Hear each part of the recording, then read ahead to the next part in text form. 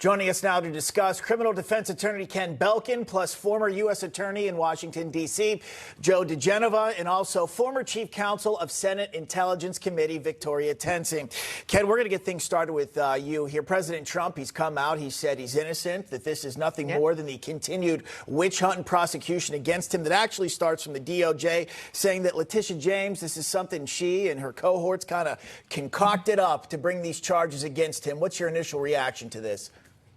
Well, look, it's not great that you've got a prosecutor who's on record campaigning that she was going to get Trump. You don't like prosecutors to pre-select who they're going to go after. You want them to follow the evidence and investigate accusations of criminality or civil fraud, not pick a person and say, hey, I'm going to find something to get him. But nonetheless, there does seem to be these discrepancies. From the looks of it, he's going to employ two defense angles. One, the trusted advisor argument, saying that he was relying on those appraisals that were done by trusted advisors, real estate professionals, and he really is insulated from it. And the second one being that the banks that were allegedly defrauded all profited off of the loans that they made to Trump.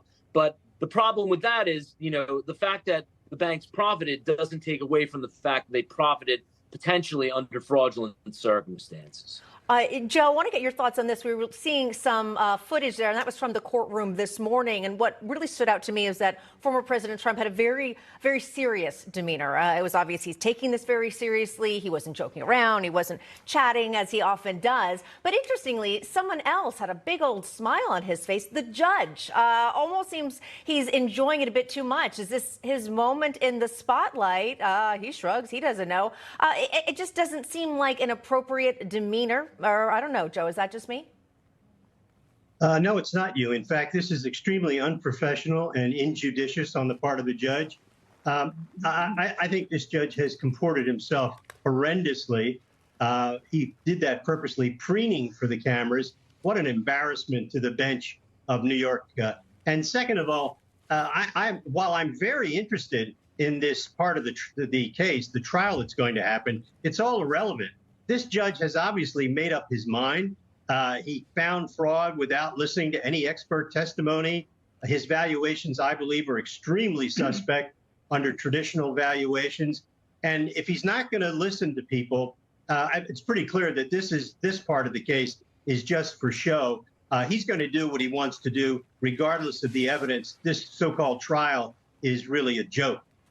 Katrina, you brought up an excellent point there. And as Mike said, this is a bench trial here. This is coming down to the judge. Victoria, give us your take on that. Let's expand on this, the topic of the judge here.